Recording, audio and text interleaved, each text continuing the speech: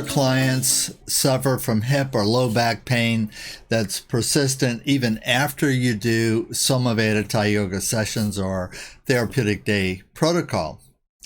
And do your clients struggle with compliance and doing what they need to do or knowing what they need to do to take care of themselves at home? In the SomaVeda system, we have solutions for these things, okay? So what I want to talk to you today is about practice adjunct or emphasis, what we call Taylor, tool-assisted energy line release.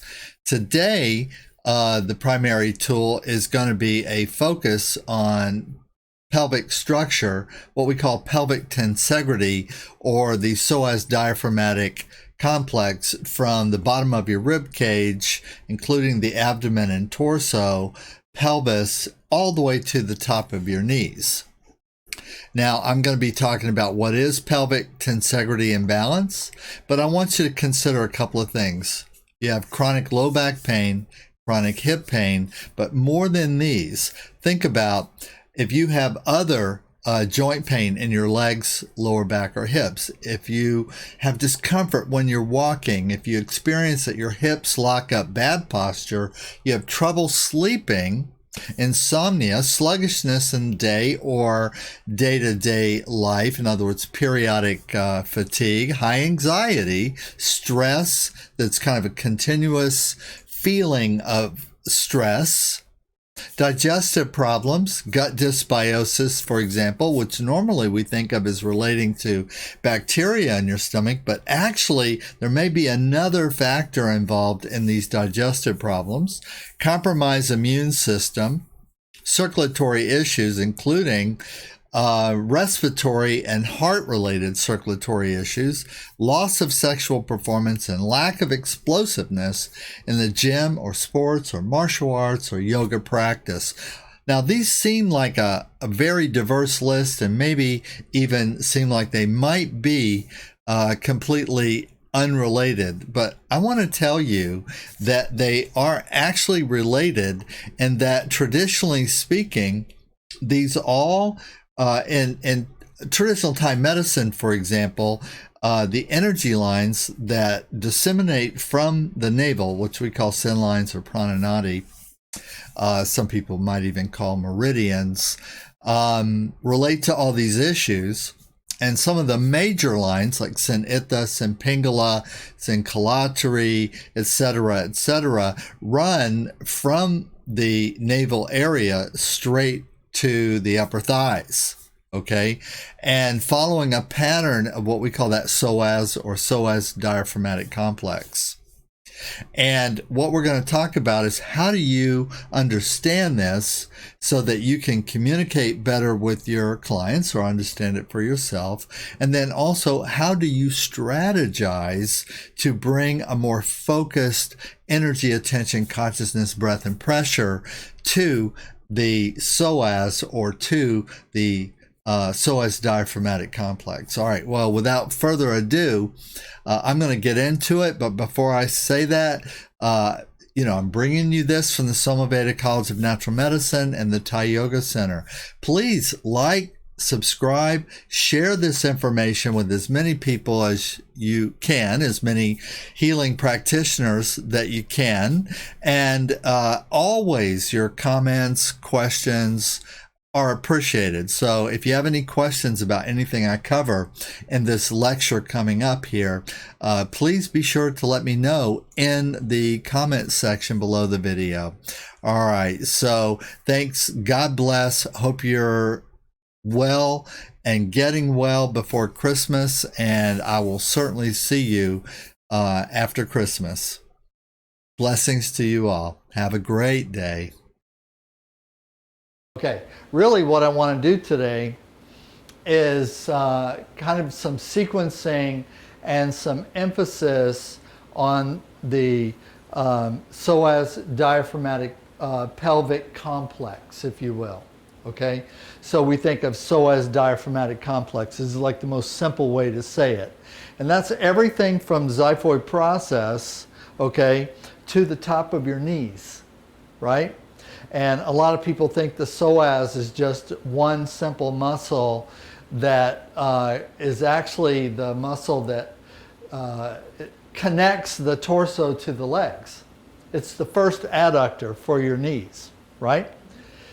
But no man is an island, and the only reason that we think of the psoas as somehow being separate from the abdominal muscles, the diaphragm especially, the quadratus muscles especially, and the thigh muscles, right?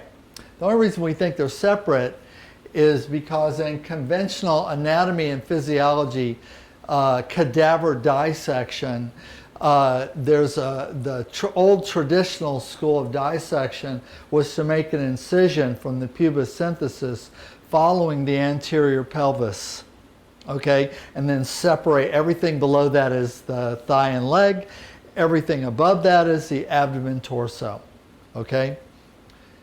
And that is actually wrong thinking. And there are many, many anatomists, physiologists now who acknowledge that the connective tissue, especially the heavy fascia, okay, is integral to the function of the structure, and through a principle called tensegrity, which is why we call pelvic tensegrity, that it's actually not the skeletal segments, i.e. pelvis, ilium, ischium, femur, trochanter, et cetera, that delineates the function of the structure. It's actually the tensile structures of the fascia connective tissue first, and then supplemented by the muscle bodies that are integrated into the fascia.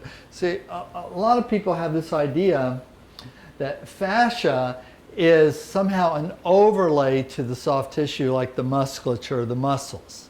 It's an overlay. Sort of like, and even I've heard people describe it as an envelope around the muscles, or just the connective bits, the origin and the insertion of the muscle, okay? Well, that's a perspective. That's a perspective. Energetically, it doesn't make any sense at all, okay? Because the fascia, the connective tissue is in bands. Those bands are striated, and those bands cross all of the conventional borders of body planes and alignments, such as between torso and legs. And so, for example, there is fascia literally as thick as your thumb, literally as thick as your thumb, that runs from just above the top of your knee all the way to the lower rib cage, uninterrupted. It's thicker at the knee. It broadens out, doesn't necessarily get thinner, but it broadens out as it separates all of the quadriceps tissues and so on. And then it comes back together, and it thickens again where it rides over the top of the pelvis, and then it broadens back out into sheets and planes, where it then fans up to underpin and surround the diaphragm, and literally then attaches to the lower ribs. Uninterrupted. It's one piece, okay? Not only does it run in transverse plane, up and down, okay, but it actually coils and curls as it does so, as it goes from here to there, and then swoops over this way, and then swoops this way, and so on. So there is a vortex kind of spiraling or kinetic energy. There's also part of its structure and function. That twisting and that weaving in and weaving out that it does, this little connective tissue dance that it does from the knee to the rib cage, is also integral to its energetic function of not only giving you the ability to adduct and abduct the abdomen and torso either toward the feet or away from the feet, or lift the knee or not lift the knee, but it's also integral in all the twisting motions that the thighs are capable of, and that the pelvis is capable of, and that the abdomen, belly, and torso are capable of. They're still driven by the psoas complex. They're still driven by it. It's the king of fascia for this area right here, or queen, whatever, whoever seems to be. I guess it depends on are you a Game of Thrones fan, or are you whether the queen should have the control, or whether the king should have the control. I don't know. Wheel of Time is my new thing, and the women are like doing it, and I think that it really works for them. So I don't know king or queen, okay, but I know in charge. In Chinese medicine, these things are referred to as bureaucracies and hierarchies. There's an emperor, that's your innate. The innate controls everybody, everything that everybody is doing. But he can't be bothered, or she can't be bothered to micromanage all the subsystems like the psoas diaphragmatic complex. So there's a bureaucrat that's in charge of that. In Thai medicine, okay, that bureaucrat is called Quan. Okay, Quan, all right? And so it is the entity, the cognizance, the intelligence that rules that function in the body, okay, and has really definitive say-so on what comes and what goes. So the pelvis is the focal point of this psoas diaphragmatic complex, not the navel. The pelvis. But see, the pelvis is really interesting. The pelvis is interesting because there is no pelvis. Again, that's a construct, okay? There are 4 ischium that are divided into bilateral hemispheres, that each section of that individually and specifically can articulate individually, separately, and distinctive from all the other parts. So the right ischium is capable of independent articulation in several different planes, completely independent of the left. The left doesn't even have to participate. A lot of times in illustration, like on skeletal models, again, because the connective tissue that is holding the pelvis together, it has to be there, or one piece will be over here and one piece will be over there. So even in models, they have to attach them, okay, because they don't actually touch. The left pelvis and right pelvis, wings of the pelvis, if you will, they don't actually touch. There's no bone and bone connection. They don't touch, okay? They're connected with bursa filled with synovial fluid, which is tied together with more fascial planes that run on the inside bowl of the pelvis and that run over the outside of the psoas. Now, when you have lack of use and or injury, trauma, or rheumatic syndromes like rheumatic arthritis, and the connective tissue atrophies, the synovial fluid is not being replenished in a regular way, okay, you get calcification in the joints, quote unquote. That calcification inhibits all the motion. So no matter what the psoas and connective tissue want to do, if there's calcification and atrophy in the bursa of the joints themselves, it can't be done.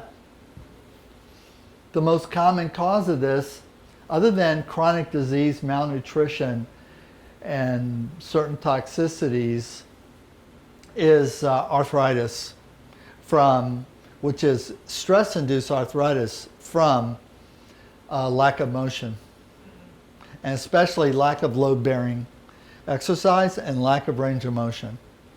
The body's really interesting. The body thinks if there's a part of our body we don't use, we don't need it anymore. Right. So it conserves energy, right, and feeds that energy somewhere else that we're using more. Okay? And so really the genesis of so-called osteoporosis, because technically there's no such thing. Osteoporosis is a syndrome. And it's been just, people in the past said osteoporosis is mostly a hip and pelvis concern. People break their femur, they break their pelvis, they literally fracture the pelvis and so on. that it was because of a calcium deficiency. Okay, it's completely been disproved, debunked. It's absolutely not true.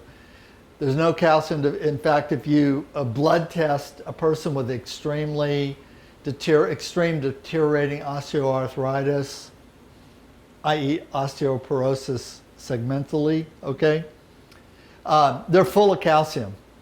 It's just in the wrong place. It's in the soft tissue, and it's in the blood. It needs to be in the bone. Right. Why is it in the soft tissue and the blood?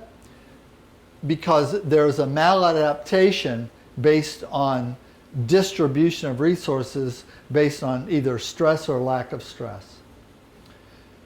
When I put pressure on my pelvis, it changes the polarity of that bony segment. So if I put pressure on the right side of the pelvis, okay, it actually changes the polarity of the right side of the pelvis.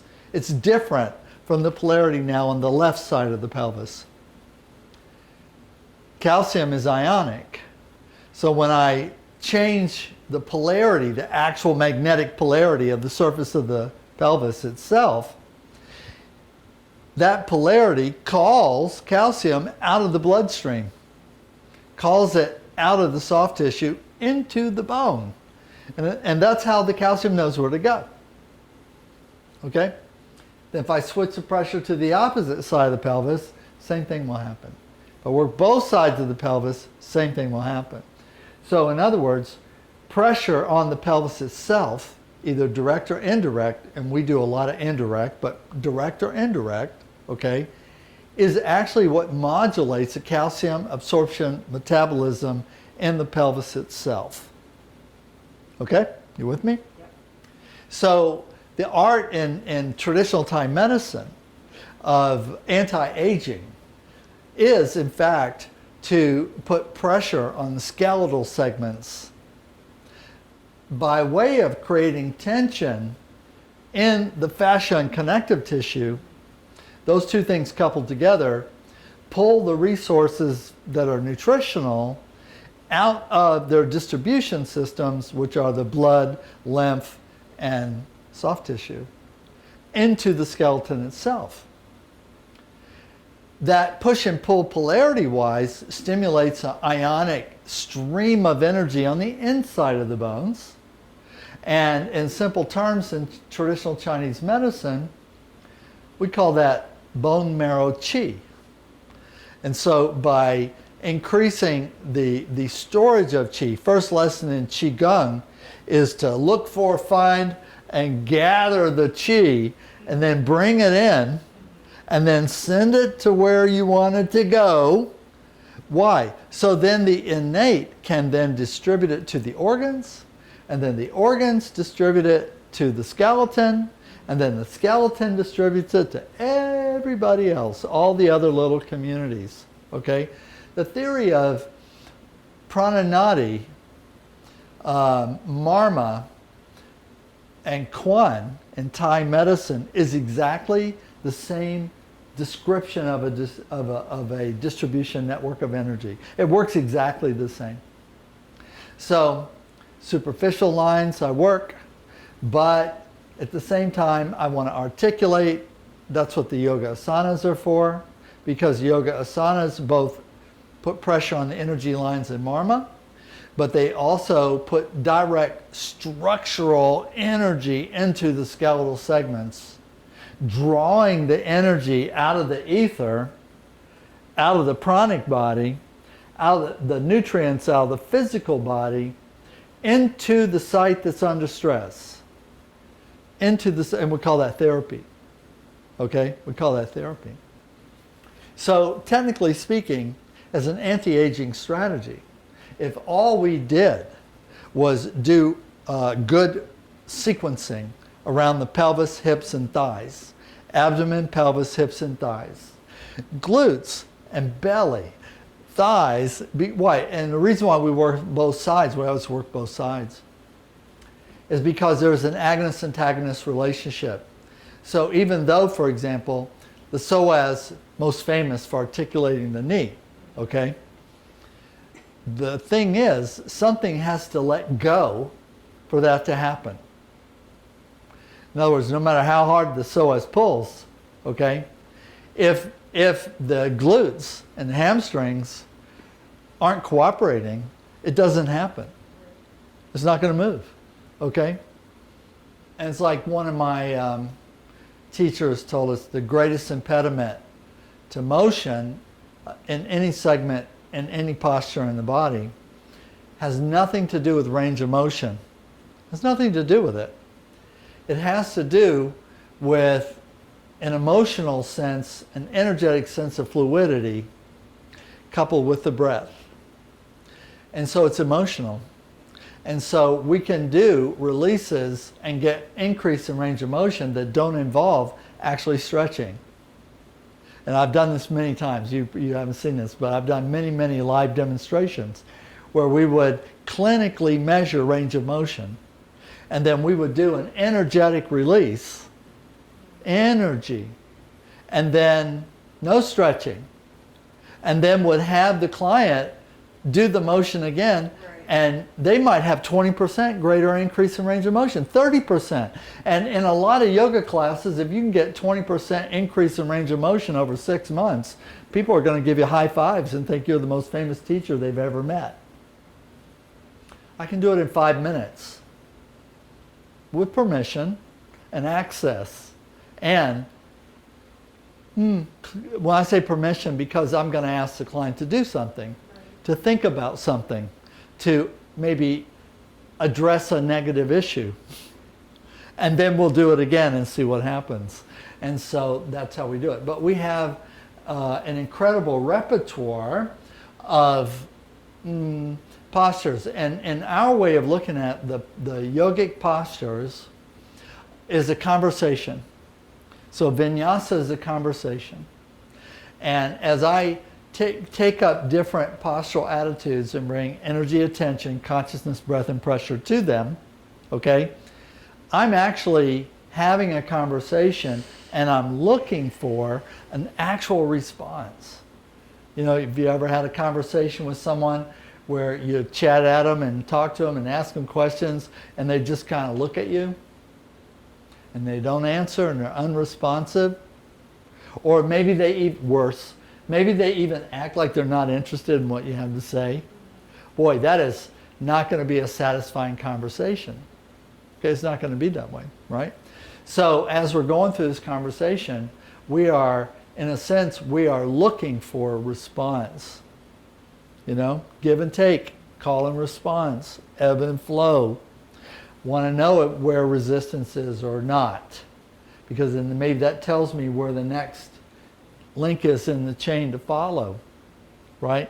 And then in that respect, that conversation, the asana conversation, is like a, I don't know, chain of consciousness, stream of consciousness kind of conversation, where we start out talking about one thing, but we end up talking about something else, and we go through some intermediate concepts along the way, okay? It's perfectly fine. In fact, in polite society, that's the only kind of conversations that are really fun.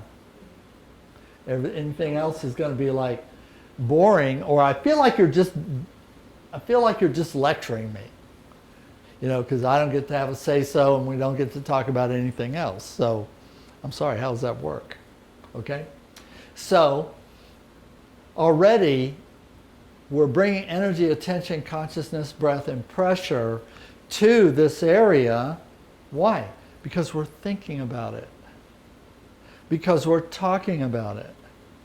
Because you're the client, and you're here and you're consciously realizing that this may be directed at you. And already your innate is like in some intermediary state of preparing or anticipating, or even already, I'm not even sure if I want to be here. This sounds kind of intense, okay? But roller coasters are intense, and people love roller coasters. You just put your hands up and scream. It's okay. It's all right. Most of the time, you're not going to die. It's like most of the time. I won't say all the time because we know that's not true. But most of the time, you know. This is the only kind of roller coaster I like, by the way. Okay. So I want to we're in the supine position now. You're in Savasana, supine position, Savasana. And so the first ways that I can bring energy to this, first of all, while I'm standing here, okay, then I might as well just point out how easy it is just to put a foot on the client, okay? It's really interesting. You won't be able to see this on the camera, but I'll be able to see it. You'll be able to be aware of it. That as soon as I rock forward and put a little pressure, the abdomen tensed, okay? So it's as if there's a button here that when I bring energy to this button, already there's a little shortening in the abdomen. There's a little flex of the pelvis. Now, if you're not paying attention, you'll miss it. You won't get it. That somehow there's something that's going from where my foot is to the bottom of the rib cage, or there wouldn't be that, right? So that means that even with this simple thing of just gentle foot pressure, broad, non-specific, general compression. I mean, come on, it's my foot. How much broader can you get than to have somebody put a foot on you, right? We're getting a response. Now, we're not going to do this today. Maybe some point we'll do this, because I could have, for example, done a range of motion test on a forward bend or a knee raise or whatever, had you lay down, just do this, and then come back and test again and see that there would actually be a little difference. Everything you could think of as relating to your psoas, there would be a little difference, okay? But that's not enough for me. I'm looking for more sort of cumulative kinds of responses, more substantial things, and things that will last longer, okay? So, actually even he started out there, but I'm going to go here.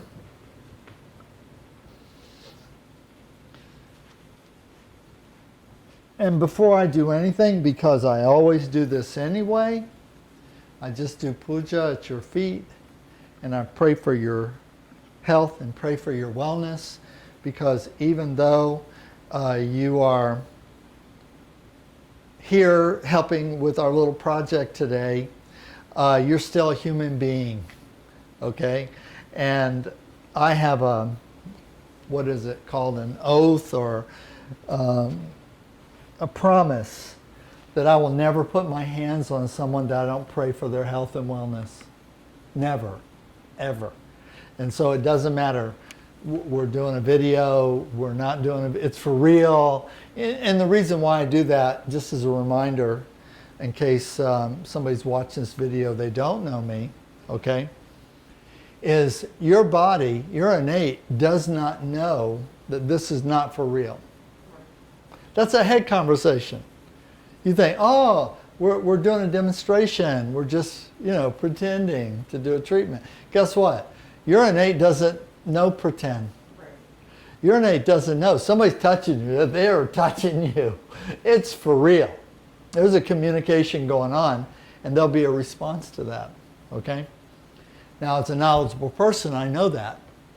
And so, just like when you pulled up into the property, we have the ban out in the little cluster of trees out here in the middle, the spirit house, okay?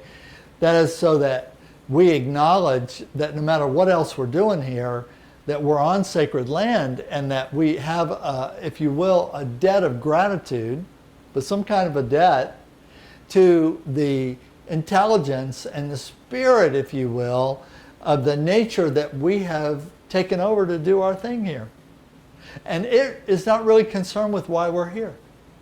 It doesn't care why we're here, because this land is always belonged to nature. It's only belonged to us just for like a really, really short time, okay? So already in thinking about the pelvis diaphragmatic complex, step number one, in my opinion, is pay respect to it. It is temple within a temple, sacred place, sacred space.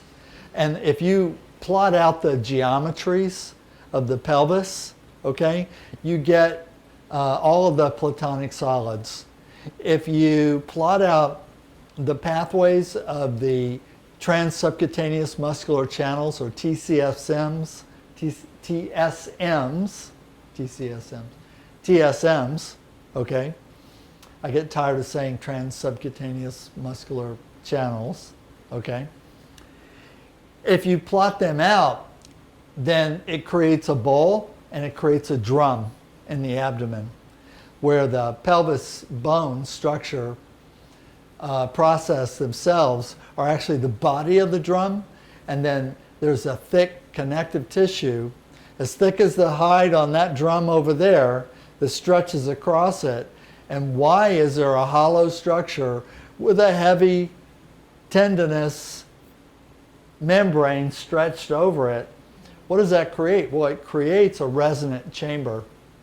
So aside from the structural motion that's possible in the pelvis, we also have an actual audible, audio, energetic, vibrational motion that is a change in frequency because of the way we change the tension on that structure. Just like when I change the tension on my drum, I get a tone. And I can change the tone by changing how and where I change the pressure on that tympanic membrane. And so now we think of this as a tympanic membrane, okay? So I'm not just working about structure, I'm not just working about tissue, I'm looking at all the energy lines, all 12 sen lines, 14 meridians have some representation in this area. All the meridians, of course, begin and end from your navel, right? You have a navel, right? Where's your navel? Show me. Okay? 14 meridians. Okay? All of them. How many meridians start at the navel? All of them. How many prananadis start at the navel? All of them. Where do all the chakras come from? The navel. Where does everything come from? The navel, right? And then on this spiral of unwinding, we get out to the far ends of your little finger and your little toe. But as I'm articulating, bringing pressure, energy, attention, consciousness, breath, and pressure to what I'm working here, I'm affecting all of those in real time. I mean, I don't know, I can't really think of too much that could be more powerful for a person. That's why we get into, like, I posted an article on the benefits of balancing pelvic tensegrity in balance, okay? Well, that list is as long as your arm. And it includes things like digestion, nutritional assimilation. So you mean to tell me enhancing a structure that lifts my knee can actually have as a consequence, I will extract more nutrients from what I ate today? And I would say, well, yeah, actually, it can and will, okay? So here we are. And so we have the basic things that we do in Thai yoga, most sort of a signature, if you will, where we adduct this leg out here, right?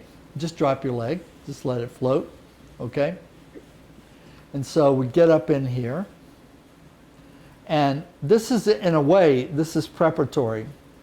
Now again, you know, if we were a little bit closer, you'd see when I put pressure on these posterior lines, there's a rotation in the pelvis.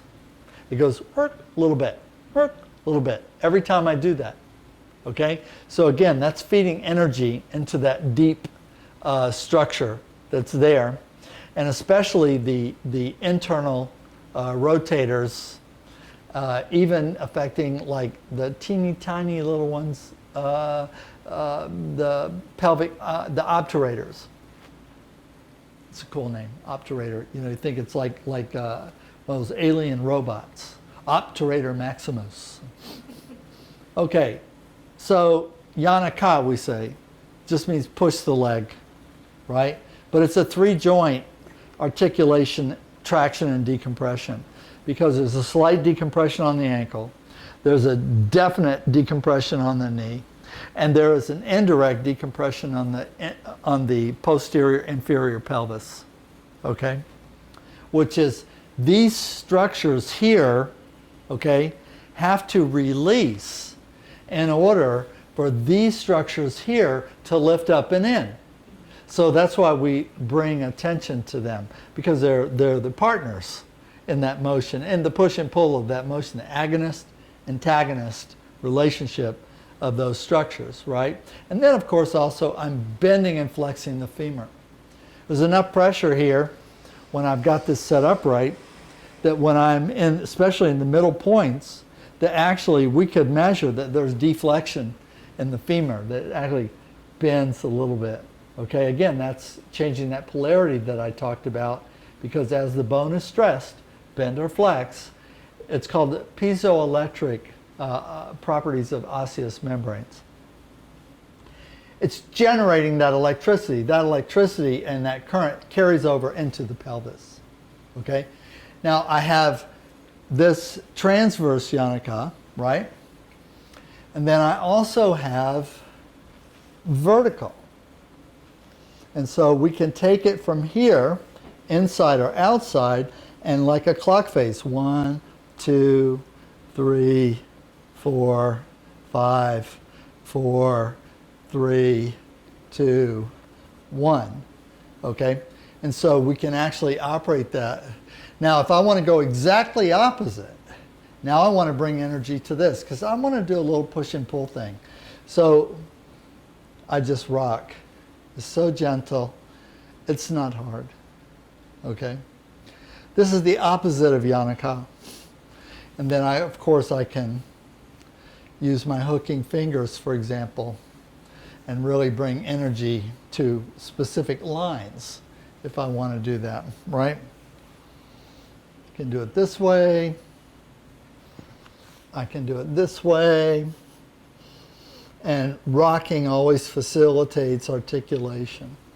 Rocking, rocking. And also, when I do an asana emphasis that has a little pressure, okay? If I go into the counter pose and rock, you like me better. You do. You like me better. Which means you're more likely to stay on the mat long enough for me to help you, right?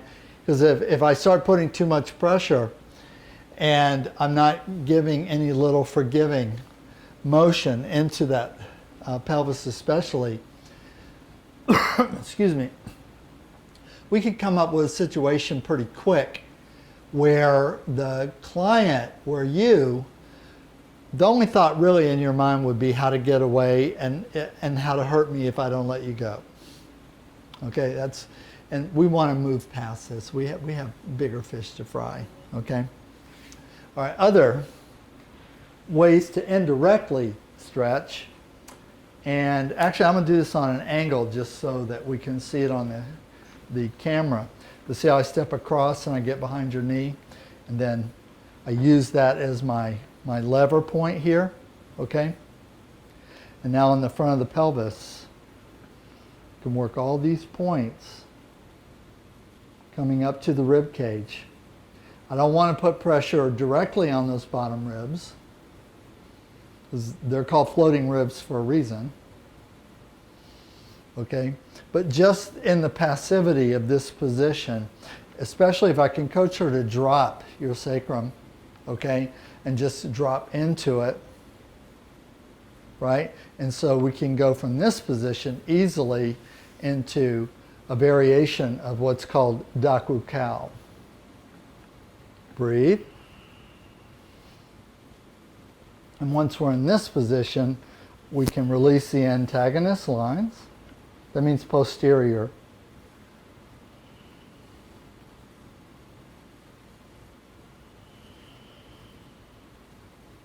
So far, so good. Of course, if I wanted to elongate the stretch, all I have to do is lift the heel and then just stabilize her here. But I'm going to be nice.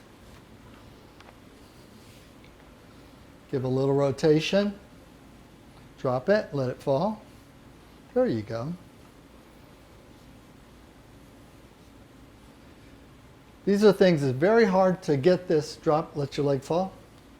Let it fall, let it fall, let it fall. Very hard to do on your own.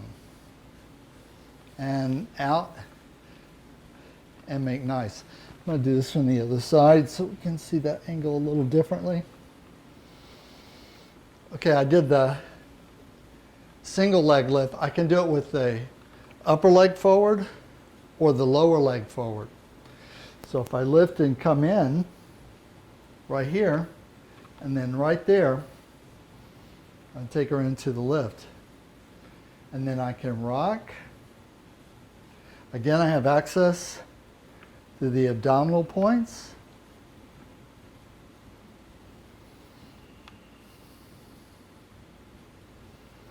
I have access to the wingate on the opposite side. But mostly I just want her to hang. So it's kind of a passive facilitation. This is an interesting asana because it's not a push or pull release. It's a gravity release. It's a hanging release. It's a positional release. She's getting whatever release she's getting simply because she's in this place. Not necessarily because I'm trying to make something release, right? And then if we wanted to extend, we could go into Dakru Cow. This is a cross-body variation. Very powerful. And we can extend the straight leg stretch in this position. And here, oh my goodness. See, I'm not so much her friend right now.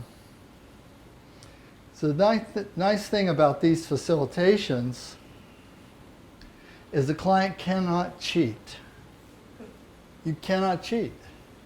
You can't pretend. You can't twist your hip a little bit or rock or roll a little bit or to get more range of motion, right? Because you're nailed down. You are locked into what we call an assembly. All right, let that knee drop. Let it fall. Yep. See how nice that feels? Just to have that.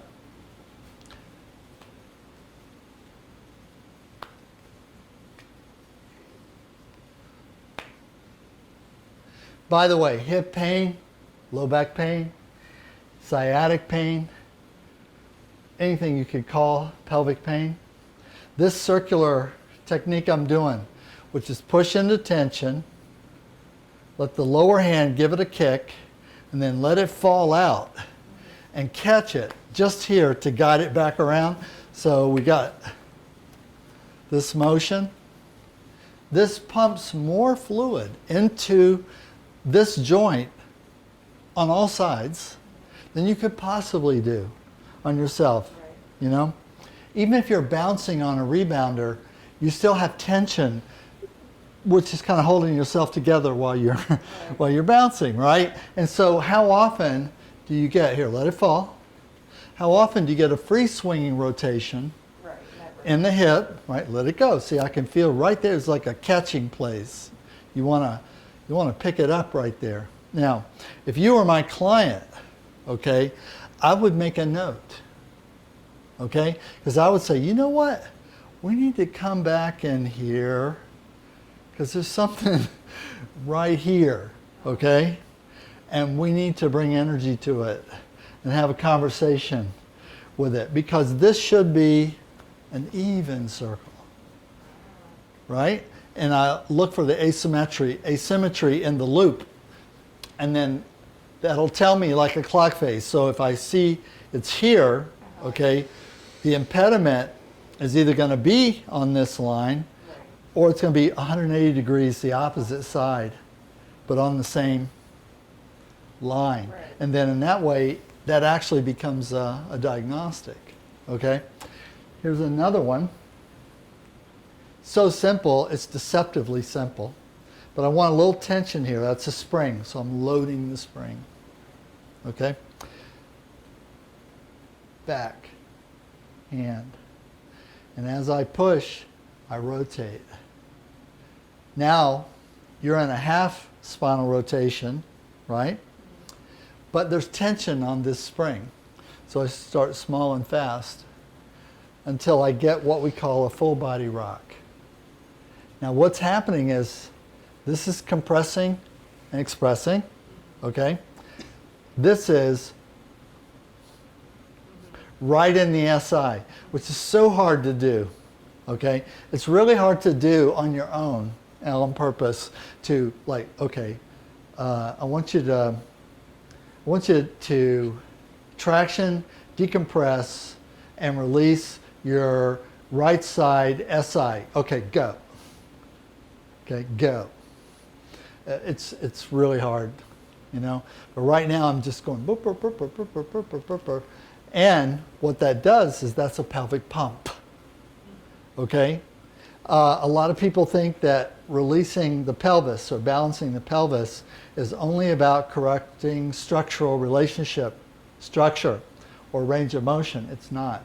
Remember, what's driving the relationship is in fact the connective tissue, the bursa, the synovial fluid within the bursa, and the amount of atrophy versus properly oxygenated tissue, okay? And none of those things have to do with range of motion or structure, okay? So when I'm pumping and I'm doing fluid exchange, and there's a rule that we follow here which says anytime we can get a fluid exchange in any body part, okay, whatever replaces what was there has more oxygen, more nutrients, and less toxins than what was there a minute ago, okay? And then also, I'm teasing the joint to separate. Here, bring your hand over here, push your fingers right in the SI. You won't be able to see this on the video, but you know, since she's here, I want you to be able to feel what's happening there with just this little motion. Okay? That is a pump. So it's a sacral pump, and it's a pelvic pump. Sacral on the back, pelvic on the inside, because we're getting this little compression over the IT band, but into the lower abdomen. But this hip, the bat wings are flexing. Which means that there is motion in the pubesynthesis on both sides, front and back, which means there's motion in both SI and the sacrum, but mostly on the side that I'm working from, right? And then I'll gently bring this down and onto my knee, but onto support, okay? Because this outside line number 1, this is the sen line, sen itta, it's called in Thai. This is the sen line that drives the most energy into the abdomen, okay? So that means also that this superficial line that drives the most energy to and from the abdomen, okay, also controls all the energy of every bit of tissue that's under it to the center of the skeleton, okay? And then it has a relationship with the skeletal energy, the prana of the skeleton, which in Thai is called senkalatari. Senkalatari, that's the bone marrow chi, the skeleton, the inner part of the skeleton that is communicating to the superficial prananadis, okay? But at every point there's that communication. It's not just in the loam, okay, or the big wind gates, like the abdomen or the loam and the hips and around the pelvis. It's not the only place that energy happens. That's like the waterfalls of energy. But there are all these little tributaries where there's exchange of energy all along the way, okay? So you have a position like this, which is called dat ka, okay? And I'm bringing energy, attention, consciousness, breath, and pressure mostly to outside number 1, which is easy to find because it's right on top, okay? But this is for the pelvis.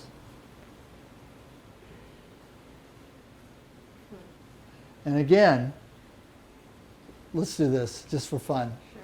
See how, you okay with me doing that? Okay. Yeah. All right, you see how flat, how smooth this is? So just get an idea of what the tummy is doing before I start bringing energy to the line, okay? And then right here, you see that? You see that? You see that? It's subtle. when you're close, you can see it. When you're feeling it, it's kind of over the top obvious, right? So I'm using my rolling forearm here because I'm being nice. Thank you. It could be the pointy, but we're not using the pointy. We're using the roly roundy. Maybe next time. Maybe next time. Okay.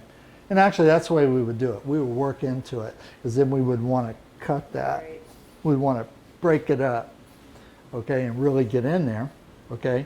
And we've got not just this line. See, there is one here. There is one here. There is one here, which can be the back of my elbow, right?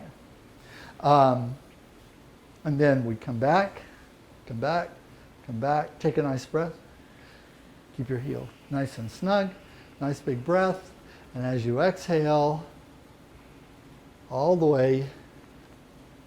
Now I can soft bring energy just by stroking, okay? But actually the full-on traditional posture is here. 1, 2, 3, 2, 1. We also have here to continue the line.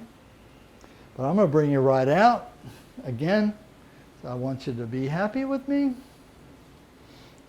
Then we come up here, use this position as a setup to come into, now it's a bilateral technique where I'm bringing pressure to the posterior here and the anterior wingate here at the same time, which is causing the pelvis to have a moment of schizophrenia. Remember that dual articulation where the pelvis can go in more than one direction at the same time, with one half going this way and one half going this way?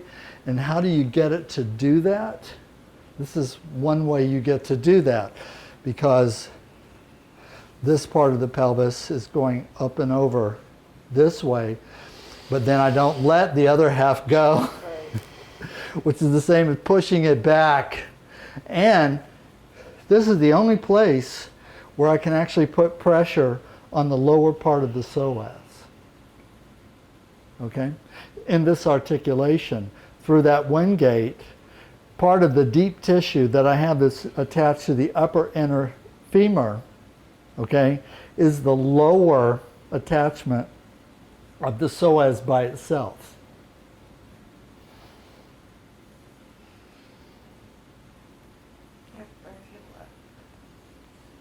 Okay, and then just to be nice, let your leg flop and just feel how nice this feels. We'll go both ways a couple of times.